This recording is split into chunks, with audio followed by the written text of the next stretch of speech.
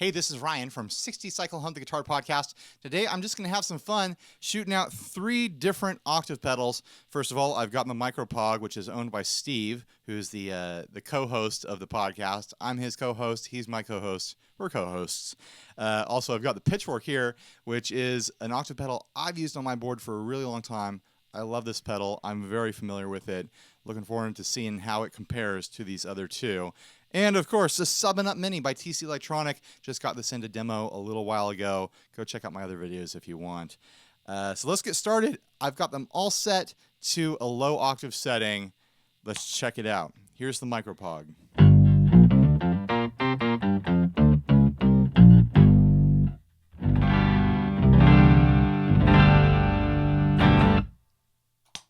Here's the Pitchfork.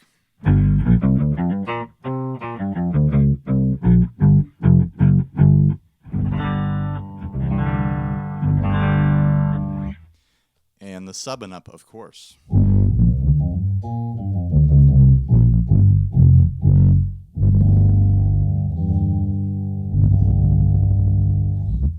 It's really interesting to me that the Electro-Harmonix pedals sound different from each other.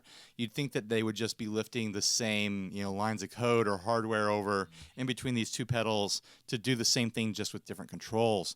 And that's not the case at all. The Pitchfork and the Micro POG have a definite different sound, a different way that they're handling the low octave. And the Sub and Up on its default polyoctave setting sounds way different than these two. Way more bass.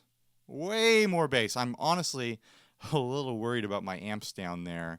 I'm running a Princeton Reverb and an Ibanez TSA 15H, 2 low wattage amps with a 10-inch speaker and a 12-inch speaker, and I hope that I don't blow them out. All right, let's check out high octave settings now. Here we go, Micro POG.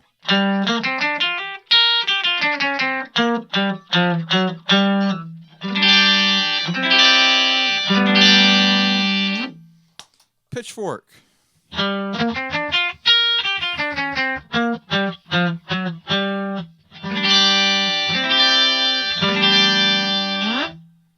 I think they sound more similar on that setting than on the low setting. And here is the Sub and Up.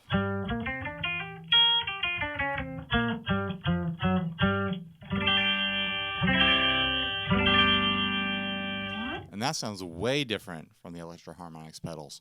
I mean, which sound is best? That's really just completely subjective. You need to use your own ears to figure out which sound works best for your playing style, for your rig, for what you're trying to do with it.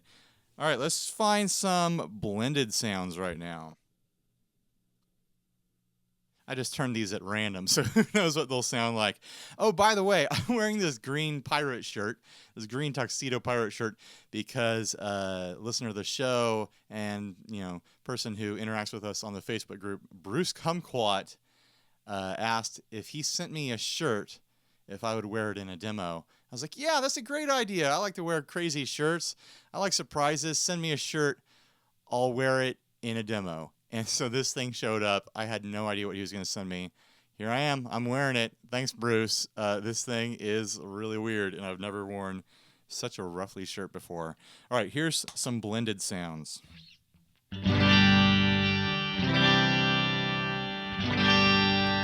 That's the Micro POG, by the way.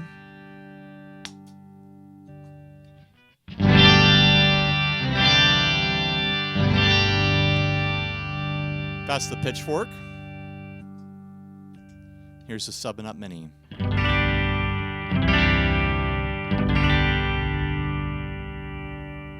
We'll go back to the Micro POG for some lead lines.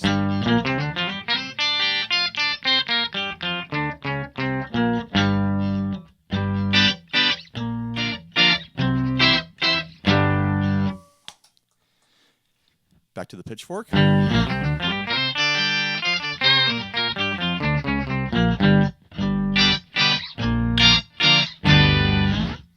And the Sub and Up Mini.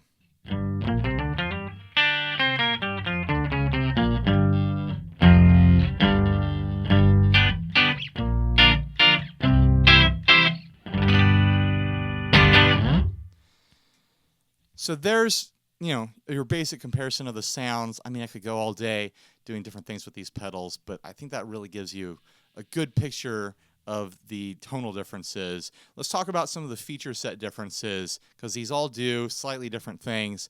The Micro POG is the most simple in a way. There's just 3 knobs. There's a dry out if you want a little bit of extra, something fun to play around with. So I guess you could run dry out to other effects and do some kind of stereo thing with this. Other than that, you have a pretty great blending section here, which is similar to the sub and ups blending section. You have a dry, a sub-octave blend, and then your octave up blend, which gives you a lot of options. You can really dial in your sounds. The Pitchfork is missing all of that as far as blending goes. You have a very simple dry to wet blend, and then you can decide with the switch whether to have a low octave, a high octave, or both at the same time. They're at the same level. You can't blend the high lower. You can't blend the low higher, and vice versa. What the Pitchfork has that the other two don't, on the surface anyways, is all these other settings for, here you could dial in a sixth.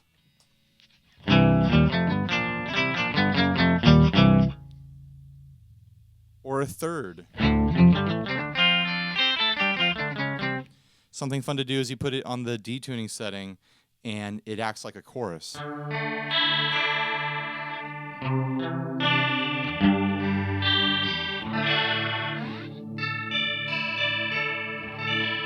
A pretty good sounding chorus too. So there's a bunch of extra settings there. You can also plug in an expression pedal and turn this thing into a Digitech whammy style pedal where you can just get crazy rocking your expression back and forth, ramping up into different pitches or ramping down, whatever you want to do. There's also the latch function, which makes it momentary.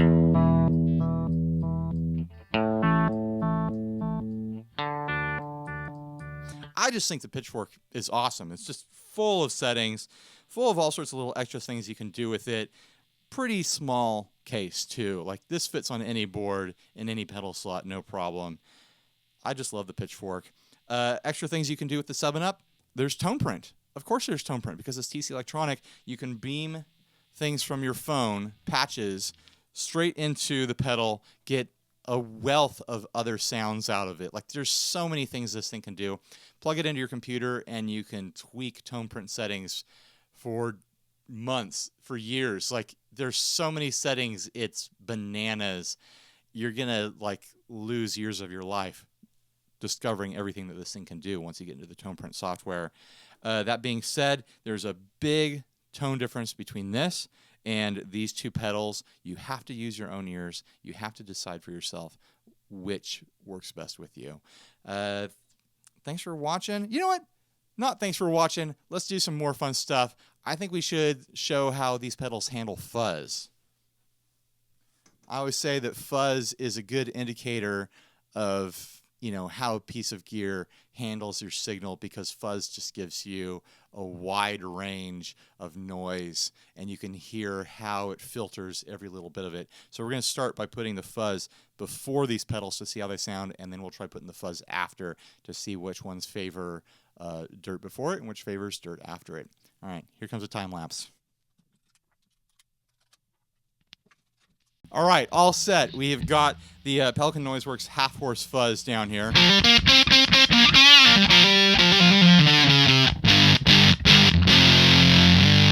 It's a favorite fuzz of mine. Let's see how the Micro POG handles being hit with fuzz.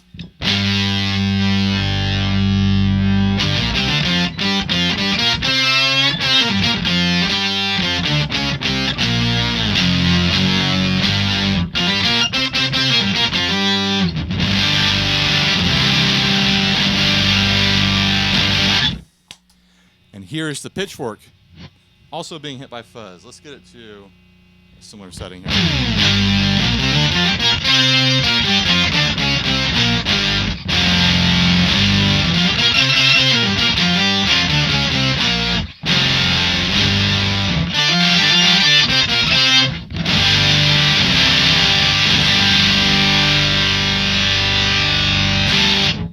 And here's the 7-Up.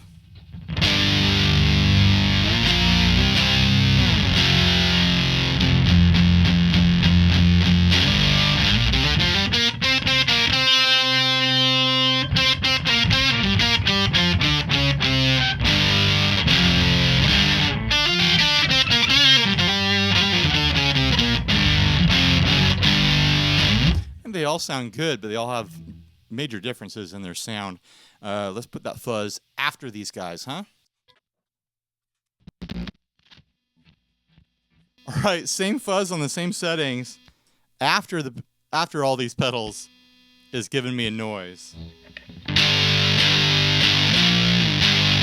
So something doesn't like sharing power with the fuzz pedal after it. All right, let's try the Micro POG.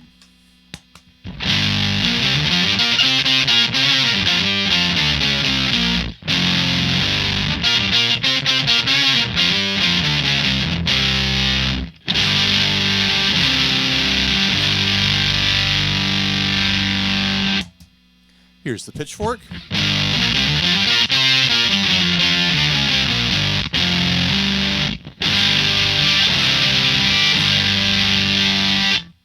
And here's the sub and up.